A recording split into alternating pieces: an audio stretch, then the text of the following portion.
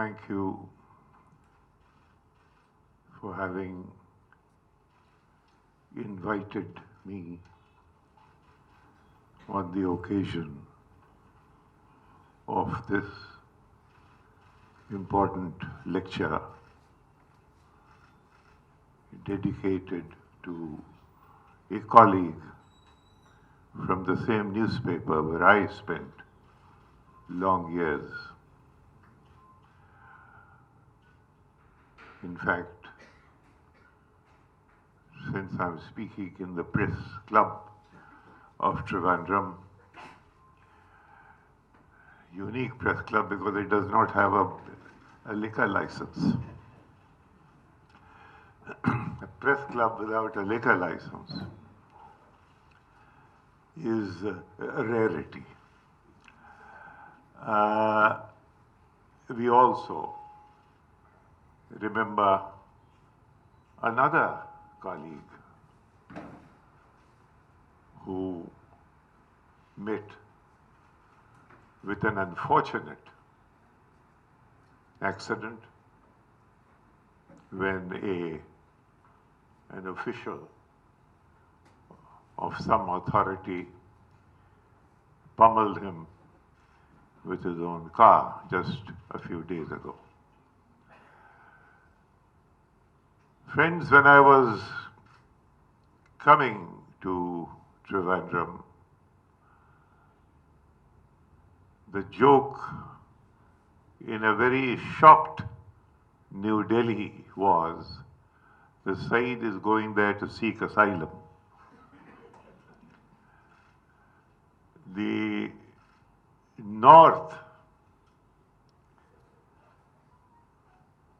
northern politics have consistently been superimposed on southern politics.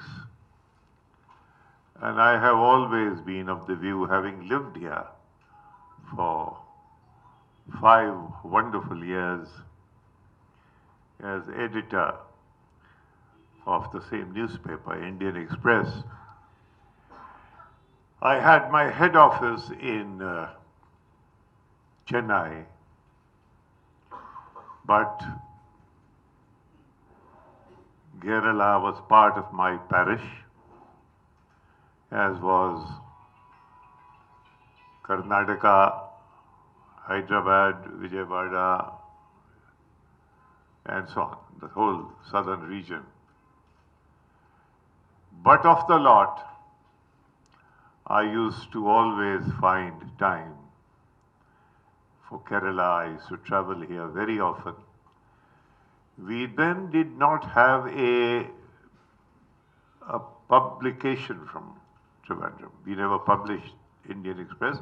There was a bureau, and the bureau was next door to EMS Nambudripad's house.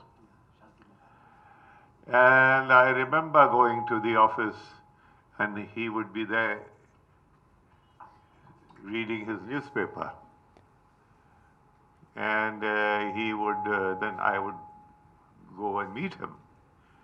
It was one of the most humbling experiences of my journalistic life that I met him, not because of his name, but he was quite extraordinary. I come from a small place near Raebareli, Unchahar railway station. This man in Trivandrum, he knew it all. He knew the geography of the whole. Of course, he knew Kerala like the back of his hand, but he knew the whole country. It was a very, very humbling. I have not met people like him in Indian public life.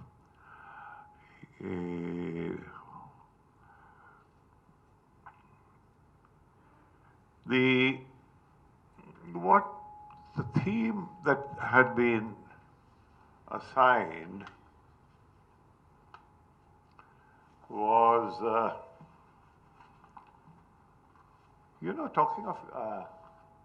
talking of EMS, this happens to be the 60th year exactly 2019 is 60th year of the Congress having ousted the first Namboodiripad government in collaboration, which came out much later, and it is not yet known, in total collaboration with the Americans. Nehru's left and right one never knew. I have not been able to divine it, because then Ellsworth Bunker was the American ambassador. And in those days, how it started, as many, I don't know how many of you will remember, it started as the CPM, the left, coming to power through the ballot box for the first time in human history anywhere was here in Kerala. Many things were first time in Kerala. The Adi Shankara was the first time in Kerala. Buddhism was the first time. So it's an extraordinary place which throws up talents. Ellsworth Bunker naturally kept it a secret. But in an interview to a scholar of Columbia University in New York, it is available in a podcast. He said how Nehru, and more Indira Gandhi, she was then the party president, sought help. And the Americans were very worried because, my God, communism has come to power. If India becomes communist, they have lost a huge strategic. So they started working very hard, and agitations were started.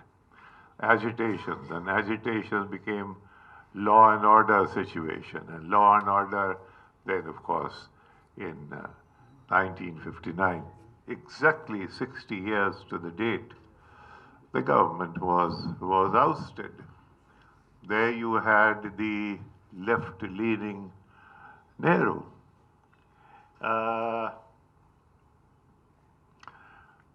How inconsistent politics sometimes can be, and yet there's a thread through it. This is also the 50th year. This 50th year of Mrs. Indira Gandhi splitting the Indian National Congress. 1969 it was split. Now there again, it was a response to the global situation then. And all the so-called right-wing elements and those close to the business and the Americans were pruned, and Mrs. Gandhi then, of course, began to lean, if you remember, came S.A. Dange of the CPI, Mohit Sen, and all these people. In the Congress party, you had Mohan Kumara Mangalam, P.N. Haksar in her secretariat, and there was this compact between Mrs. Gandhi and the leftists in the party and the CPI. And the CPI those days called it, it was the policy was called unity and struggle. We unite with the pro-people's policies of the Congress, but we struggle against the anti-people's policies. That was the line. Now, when she came close, I'm just giving you this little thread to bring you to the current situation. When she was seen to be close to the left, and mind you, she had used the Americans to dislodge EMS in in Kerala. Now, when she is seen close to the left, the right picks up momentum. Why? What for? I am not deviating from the subject.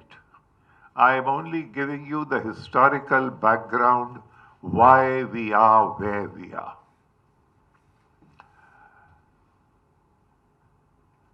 The 70s were going very badly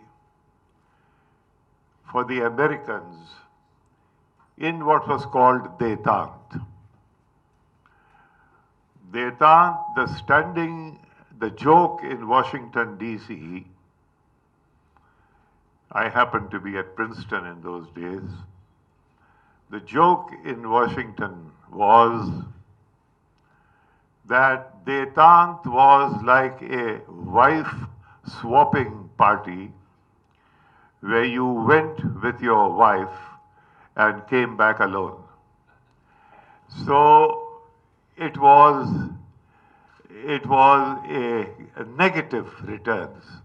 The Americans were very worried. This is the Brezhnev era for the Soviet Union. And then, lo and behold, something else happened.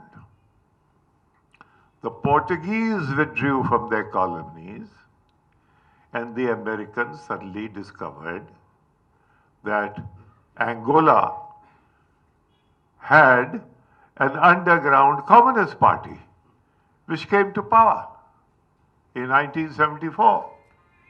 In 1974, Mozambique, communists came to power. Portuguese withdraw. In the same year, Mengistu comes to power in Ethiopia. And about that time, Nicaragua in Latin America you still have the Sandinista leader. Like all leaders who last too long, even he has begun to putrefy a little bit. I met him in Managua.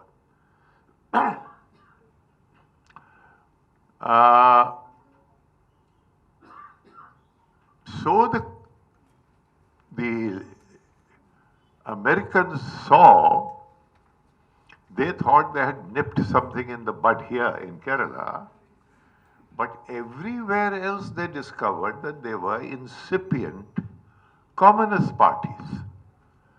And the deep state then said, we must eliminate. This area was safe for the Americans on the face of it. There was the Shah in Iran, a total American puppet. There was Ziaul Haq in Pakistan, a total American puppet. There was Dawood, Zahir Shah's relative nephew in Afghanistan, not exactly a puppet, but very much inclined that way. The class character was that. Then you had Morarji Bhai in Delhi. You can't call him a puppet, but very much a correction to the right. And then you had JRJ in Sri Lanka. So you had a whole string of people who were with the Americans. On the other hand, as I told you, you had Berlinguer coming to power was knocking at the gates in Italy, Marseille in France, Carrillo in Spain. There was people like Henry Kissinger were talking about a Marxist Western Europe in 15 years, 10 and 5. This was the picture. So the Americans started working. We shall not allow an Angola and Mozambique and Ethiopia to happen here. We must nip the communist movement in the bud. So what did they do? First came the Saur revolution in Afghanistan. What was the Saur's April Revolution in Afghanistan? What happened? The Shah's Savak, the CIA, they worked out a scheme that the left and the communists around Dawood would be eliminated. In an action, military action, it would be eliminated. The story leaked as such story. You know, the imperfection of American actions have to be seen to be believed. It's a subject of research. They have never, ever hit the jackpot. Never. Since Vietnam, do you know any war that they have won? Any, name any. They have the capacity to destroy countries. Power they have.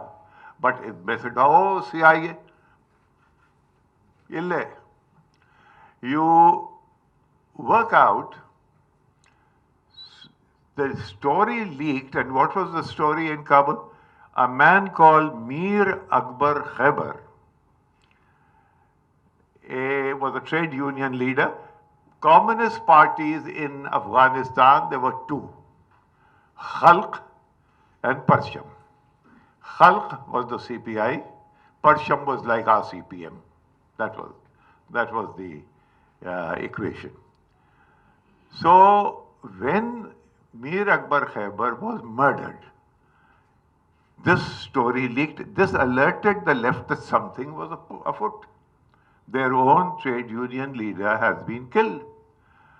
They got alerted and they went and killed Dawood instead. If you remember, there was a huge, they were from Pule Charkhi, they came in and they killed Dawood and everyone around him. And suddenly, unprepared, and I happened to be there, the one reason why I share this with my colleagues when I get a chance is because I've been very fortunate that I have traveled a great deal. So at that press conference, the first press conference by a man called Nur Muhammad Taraki, he was the CPI, the Khalq leader who became prime minister. So the communists came to power when the Americans wanted exactly the opposite. When the communists came to power, on their train, very soon came the Soviet Union, and you had the Soviet occupation of Afghanistan. Americans got active again, this time in Iran. What did they do? They said Ayatollah Khomeini was in exile in Paris, outside a place called La Chapelle, outside Paris. He had a great influence because there was no democracy under the Shah, so the only ventilation was in the mosques. So there was a lot of religious organization unbeknown to the Shah. The Americans knew. So they said, if we bring Ayatollah Khomeini back, there is a contradiction between Islam and communism. As soon as he comes in, a revolution will come up. When a revolution comes up, the people who will join him will be the Tudeh, Communist Party of Iran, and Mujahideen Khalq, the other Communist Party of Iran. Look at the trick. So they came, the Tudeh joined them because they wanted the Shah out. But what happened? In this crowd, some people there have got up, some people there have got up. I am the CIA, I've spotted, I am the Shah, Ayatollah Khomeini, and I say, well, that is the Tudeh, and that is Mujahideen Khalq, finish them. So he actually finished Tudeh. Mujahideen Khalq went away to Iraq. Now, again, the game went bad. The Americans wanted to use the mullahs to eliminate the left. Instead, what happened? The mullahs entrenched themselves. They locked up the American embassy for 444 days. Hundreds of American diplomats in that embassy. 440. They've never felt such humiliation, and they're feeling that again today.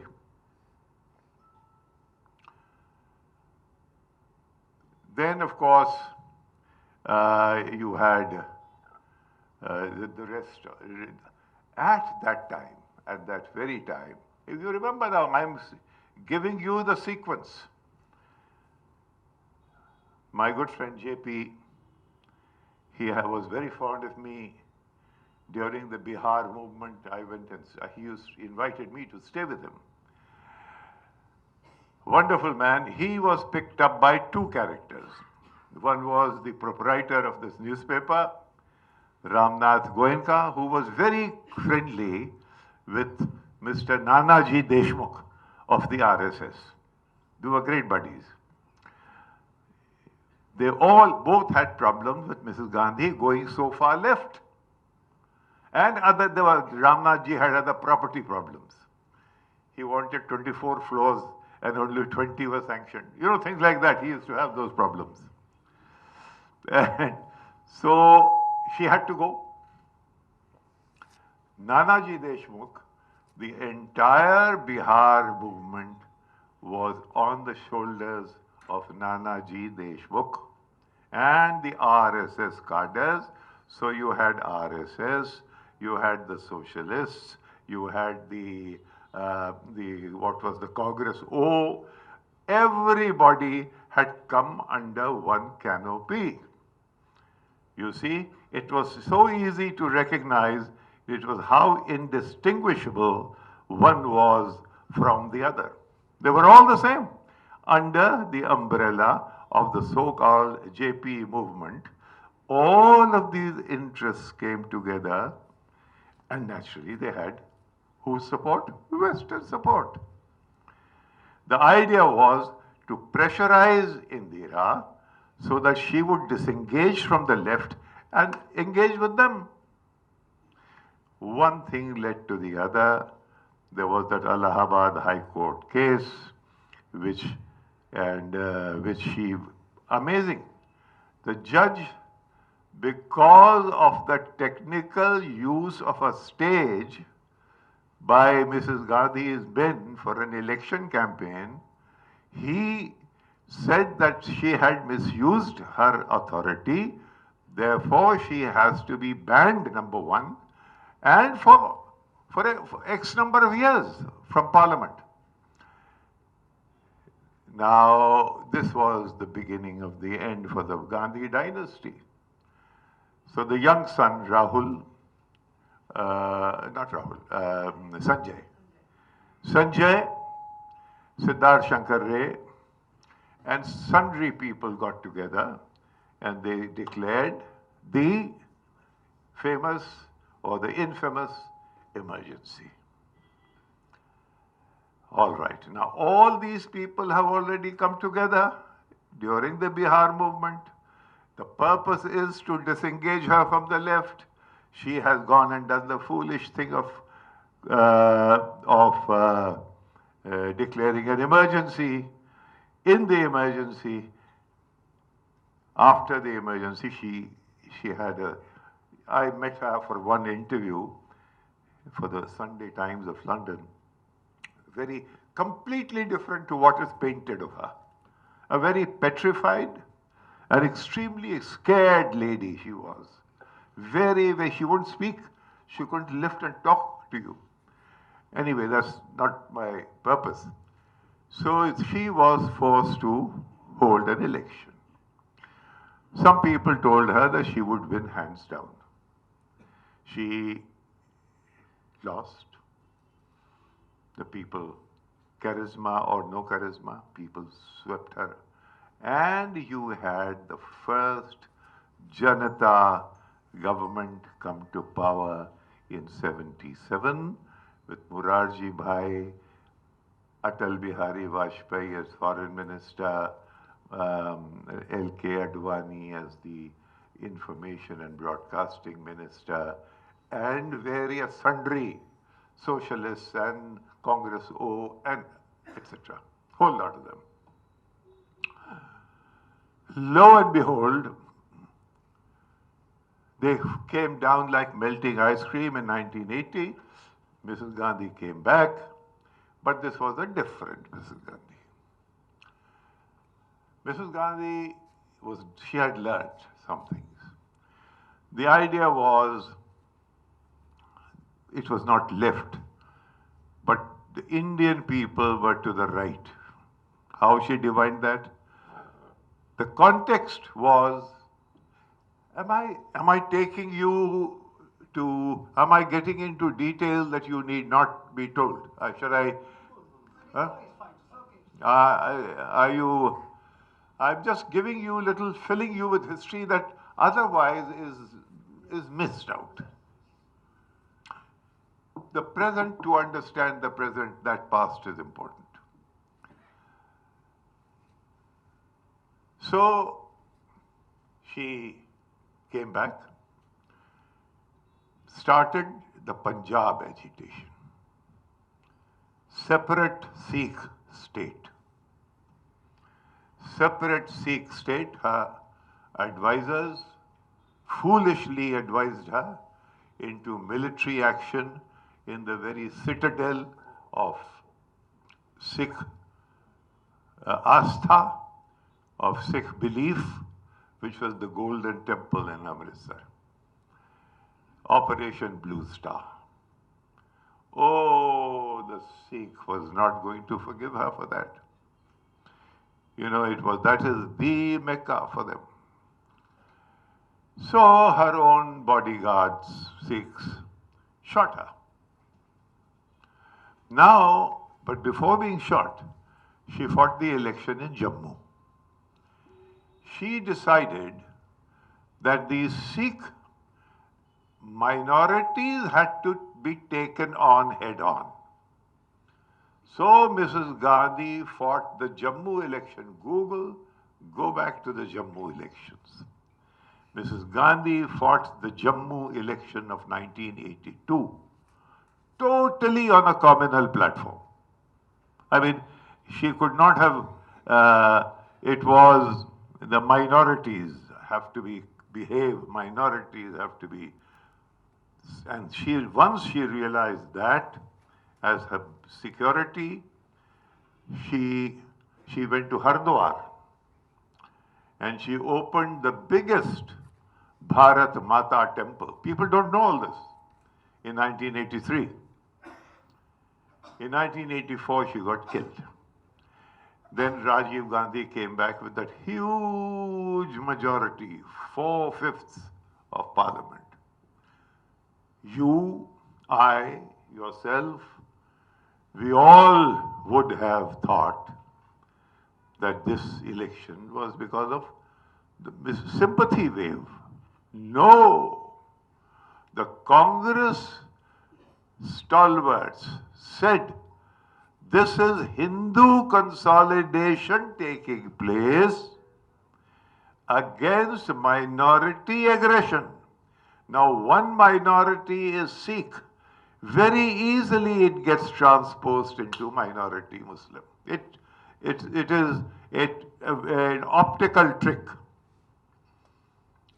Sikh minorityism and Muslim. Since then came our friend Rajiv Gandhi. This happens to be the 30th anniversary of the gaffe that Rajiv Gandhi, he thought that he would keep the Muslim vote. So he went a completely retrogressive step of Shah Bano, a poor Muslim widow, was looking for maintenance. Supreme Court had given it to her. The mullahs were hopping mad. Rajiv thought that the mullahs were the Muslims. So he decided to reverse in Parliament by a constitutional amendment to reverse the Supreme Court judgment. My God, two things happened. A, the liberals lost trust in him. He did something else. He banned the Salman Rushdie's book a little later. But these were all stupid mistakes that he was making. And yet, in 1976, earlier he had done it. He went and opened the locks of the temple. He thought this way he would take the wind out of the VHP and RSS sails. He opened it. They said, oh, Rajiv is taking away our platform. So they aggravated the movement. And they said, we shall build the temple exactly. Went to the Allahabad High Court. High Court said, this is disputed land. Just now, there's a case going on. But VHP, Mr. Ashok Singhal, he said, over our dead bodies, hundreds of Kar Sevaks assembled in, and he said, we are going to lay the foundation stone. I am going to, this is, if you register what I am saying, I am stoking your memory on things that you have forgotten. The biggest marketing strategy that mankind has ever thought of was the Shilanyas movement of the VHP. What was the Shilanyas movement?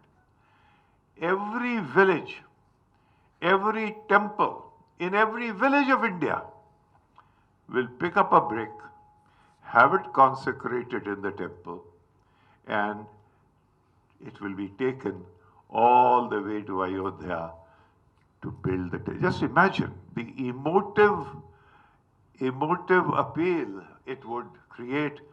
And mind you, the north is different from the south. Here, the wave may have been a little weak, but in the north, picked up, flared up. So I need your attention on this detail. VHP will do the Shilanyas, will do the stone laying ceremony on exactly the land that has disputed. Rajiv was in a state of funk. If they succeed in doing this, it will be a slap on the face of the administration. It will reveal that the police force and the civil service are more obedient to their astha on Lord Ram than the state. So he thought of a trick. He was a very simple fellow. He never thought of any tricks. There was a very wily Purohit behind him, was my schoolmate called Arun Nehru. He was a plotter. Stupid plotter. Too clever by half. He gave him the idea that Mr. Shiv Sharan Srivastav, the magistrate of Ayodhya, with whom I sat while this happened, that's why I am the only one who is witness to that event, he will allow Shilanyas, stone laying ceremony, on land that is disputed, that Singhal and VHP wants. All right?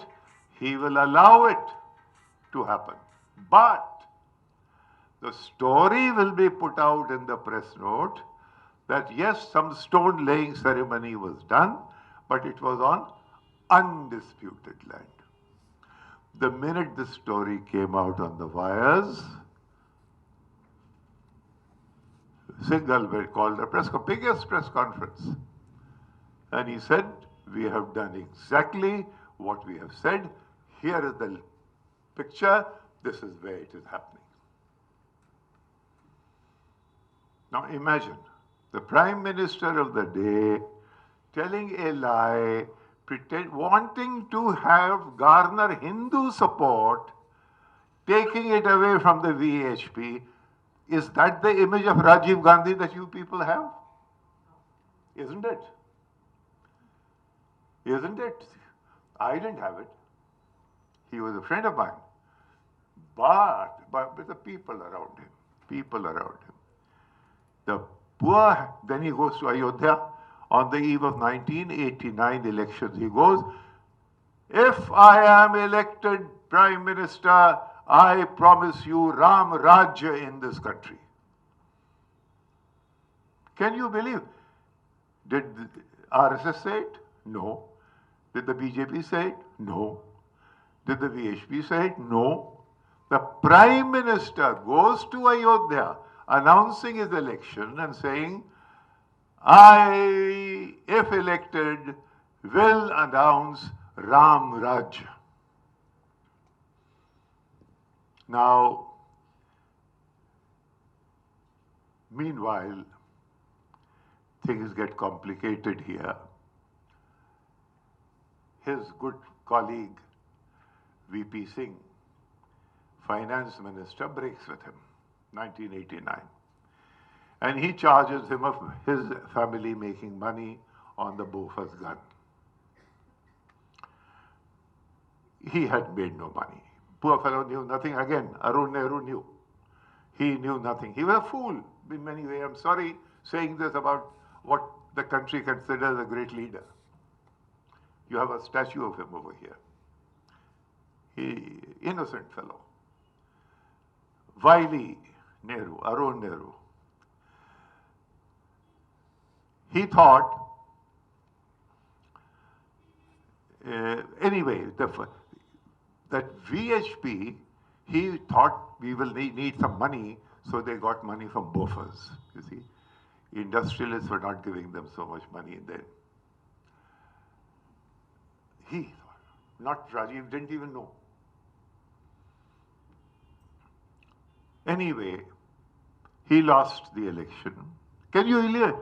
The Prime Minister who in 1984 had come to power with 4/5 majority loses the election in 1989 to VP Singh. Becomes a minority, and VP Singh gobbles up a coalition which collapses.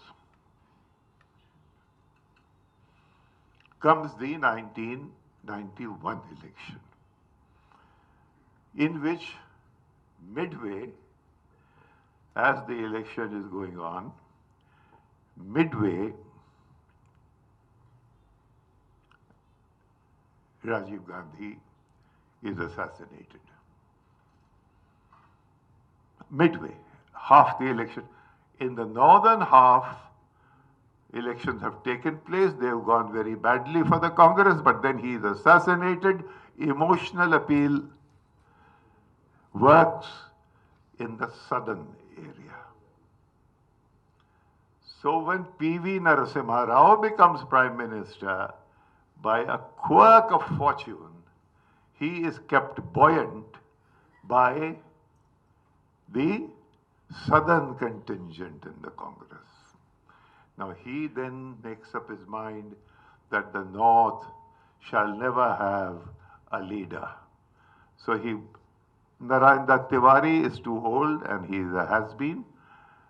That wily Thakur Rajput, Arjun Singh, he has to be checkmated. PV also became victim of advice from Chandraswamy. He was constantly advising him. Advice from Chandraswamy. And he had a certain exaggerated Brahminical game in him. Because in 1991 elections, something strange happened. Rajendra Kumari Vajpayee lost, K.K. Tiwari lost, V.N. Gadgil lost. About a whole bevy, the Lokpati Tripathi lost, about 20 Brahmins, and even outside the Congress. Ramakrishna Hegde lost, Madhu Dandavate lost. So there was something happening again, anti-Brahman something was happening. PV was very much of a Pandit that way. He accommodated whoever there was in his government. But he saw to it that Thakur should not rise. So he more or less, it was in Vajpayee was the best Congress Prime Minister that the party never had, according to me. He was much more secular than PV. This again people will not believe. That is, therefore, Congress facilitates the first BJP prime ministership because of its own inner caste contradictions and preferences. Now, PV, you have Vajpayee. Very sound, different, completely different from the lot who are there. Because he was a consensus man. He thought that, I mean, a Hindu Rashtra was not given up by him. But he said it has to be an incremental, not the violent way in which these people have done it. And when then 2014 elections were strange. Yes, 2014. If you remember, there was an image of Mother, Son, and the Holy Ghost. Mother, son Rahul, and poor Manmohan Singh, gentleman, but no politician, and surrounded by bandicoots who made money hand over fist. All of them in the coalition.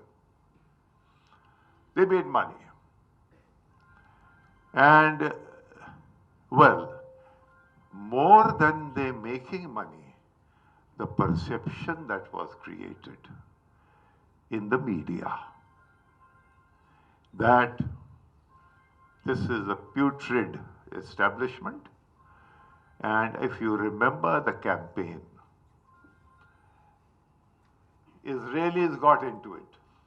The American ambassador became part, ex-American ambassador became part of APCA, a group which was advising Narendra Modi that after him, Narendra Modi was going to be created.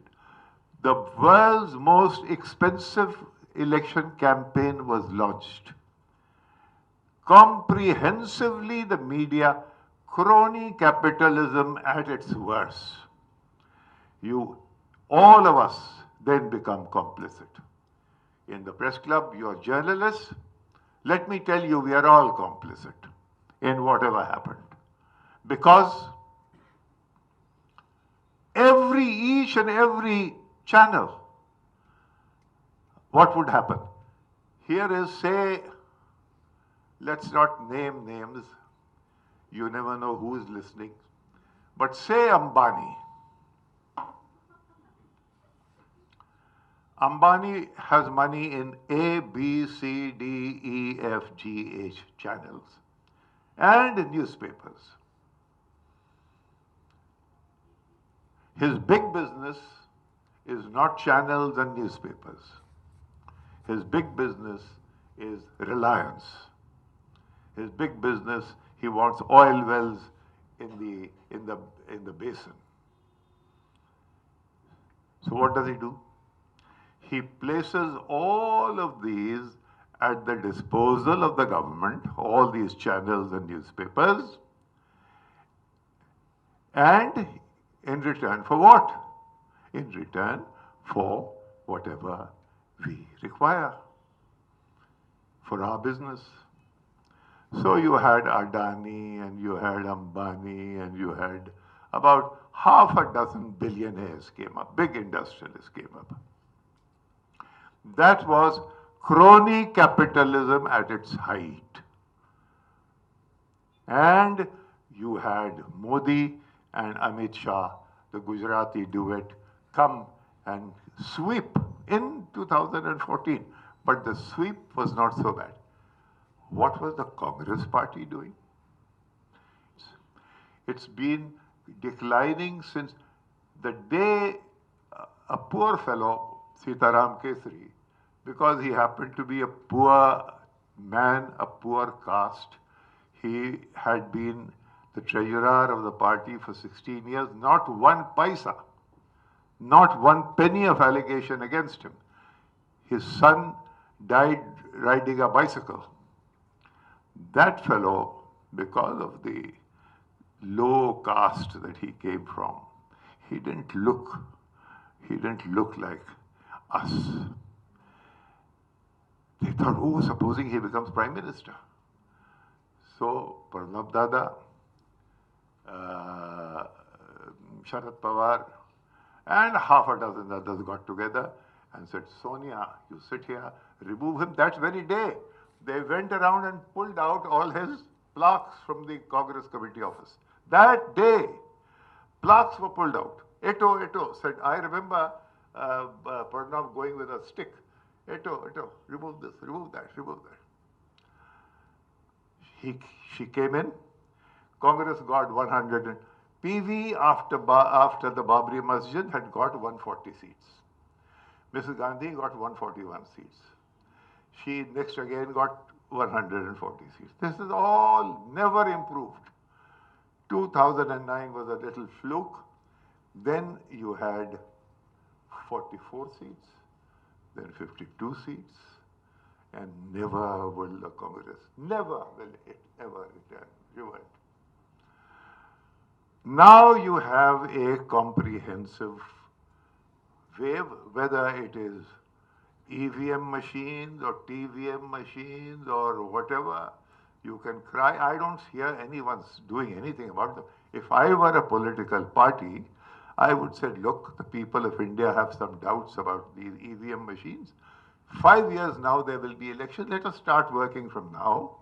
That next elections, 5 years from now, should not be with EVMs. There should be paper. Everywhere it has become paper. So it should be paper here. If there was an opposition. But there is no wretched opposition worth the salt, except some little pockets survive, and they happen to be in the south. That is why when I was leaving Delhi for this talk, the joke was that Naqvi is going south to, he's going to exile. Because, and so, this is my appeal to you, should I ever need it, I love this place, it really is. I will, so give me a little plot of land, and I will, so that my adoration with you continues. Now, a little bit about Kerala.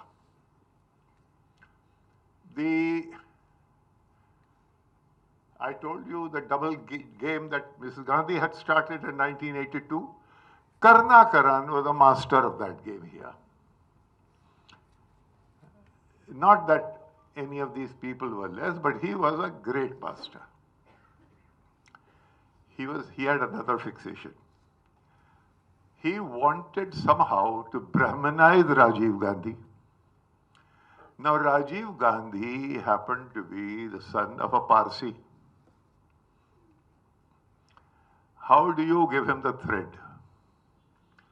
So he took him to Guruvayur. 4 times, all Anga Pradarshan, poor fellow did. He never understood anything. 4 times he rolled around the gods. Nothing happened to his spirit. But something else happened. He fell in love with the payasam of Guruvayur. So when he and his Italian extended family went for a holiday to Lakshadweep, they asked Karnakaran if they could have that wonderful payasam. The Chief Minister of Kerala, with special powers in Guruvayur, sent whole canisters of payasam for Rajiv Gandhi's holiday in Lakshadweep. Yes. So he was playing that game. Whenever there was always a little bit of an RSS here. RSS has four different phases. It came to the north as refugees from Punjab, Pakistan. That was a very aggressive thing. In UP and this cultural belt, it had a civilizational grievance. You know, that our ancient Puranic culture has been uprooted by these marauders who came from the north, and they were our invaders. This was more or less the plank. South, they had no entree. But during the famous cyclone in Andhra Pradesh, the RSS volunteers started working, and they made a little base, and you had this reclamation of the Christians in that area. A lot of cases took place. Salvation Army reconverted. That happened. In Kerala, it injected itself as a political anti-left force. Mullahs and the RSS have two things that are anathema to them. One is communism. That's how Mullah was tried in Iran to remove the communists. They did. Same the RSS. Communists. So they came here as an anti-communist force. It didn't work. It had you have had two things here in Kerala which they wanted to work on. One was communism. It was a very good communist party. You know, with people like Gopalan and AMS and others, it was a very, very well organized people. And they were credible people who had given up their own lands, who had that kind of thing was there. So anti-communism, but then he discovered that there are Christians here. There's a whole belt of Christians from Kottayam and Aleppi and Quilon, all those areas. And then you go Malabar, there are Muslims here. The Muslims became a problem after the 1973 quadrupling of Arab oil. The first lot that went there to Dubai, first for Muslims. They made lots of money, came back, and you had these garish Dubai houses come up. And everybody said, what are this? This is not Kerala, man. What are these people doing? Then later on, the hijab came. And so these things, they moved. But the Tweedledum Tweedledee Congress, what the Karnakaran did was, if the RSS injected itself into the electoral process, there was always a 1% difference. That was all. If it injected itself, the UDF won. If it did not inject itself, the LDF won. So therefore, it was there. And now, with the support, now they have one seat. They have finally broken their duck. They now have one seat. And now with the power that they have, look what they have done in Kashmir. Supposing I just give you an idea. They say exactly in 1957, dismiss the government. But that was a different. Nehru and others, they had just begun to believe in democracy. Supposing they say, look, this is not working.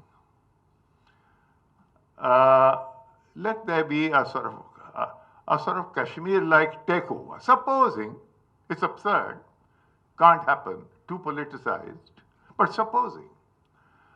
So they are going to make a very, very concerted effort to create Hindu-Muslim, Christian-Hindu, all of these divisions will come up. And the global situation, you will hear, and mark my word, you will hear terrorism in South India. And in Kerala. Why? It is, the funny thing is that the requirement of the BJP and the requirement of the global deep state is the same. What happened in Sri Lanka? 300 people on Easter Sunday killed apparently by Muslims. Who? Christians. Why would Muslims kill Christians? Two minorities struggling in that country. Why? The truth, dear friends, again, you did not investigate and you did not know.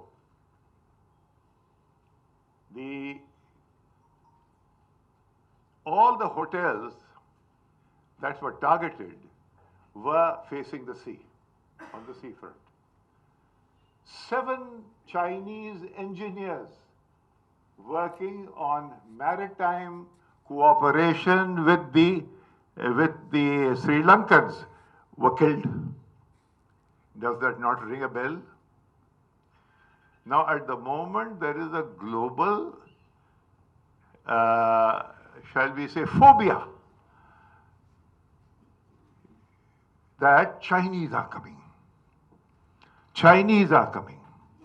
So when Chinese are coming, how do you, and you can't manage it, this whole sea lanes will be controlled by them. Their rail and road plan is going to embrace the whole world. How? What do we do? So we are going to create a mayhem which a small country will not be able to manage. So the deep state will appear. Intelligence agencies, it's all here. It's all available in writing, only if you were interested. US, UK, Israel, Australia, India, all intelligence agencies working very hard to find out what has happened. I gave you the detail that this Chinese, this is not a subject of a talk, it's rather a scoop. Someone who wants a scoop. They've discovered other things. They found out, sniffer dogs found out where the detonators for the bomb was available. They have hushed up the whole story in Sri Lanka. So what I'm saying is that this area is going to be engulfed in all sorts of, the ingredients are there. The Chinese are monsters, the Muslims are monsters, they are brutal, and they don't like us. They want a caliphate from here to there. They want to remove all of you and have an Islamic law here. All, you wouldn't believe it. But if you are watching that television and your family and children's children are watching that, 24 hours round the clock, 24 hours, you will begin to change. You will begin, mark my word. So the culprit in the end is this mass media, which is comprehensively controlled by those. We are passive recipients. We watch and we react. And if it is more frequently, then we begin to believe. And if it is repeated again and again and again, then we become gung-ho, we become to support them. The problem, dear friends, in this area, mark my word, Hindutva, Hindu-Muslim, Christian-Muslim, and they will Eduwa Nair, and they will try every combination of clash will happen. It will be amplified on that big machine, on your television. And when it happens, remember this useless talk that I have given you this evening. Thank you very much.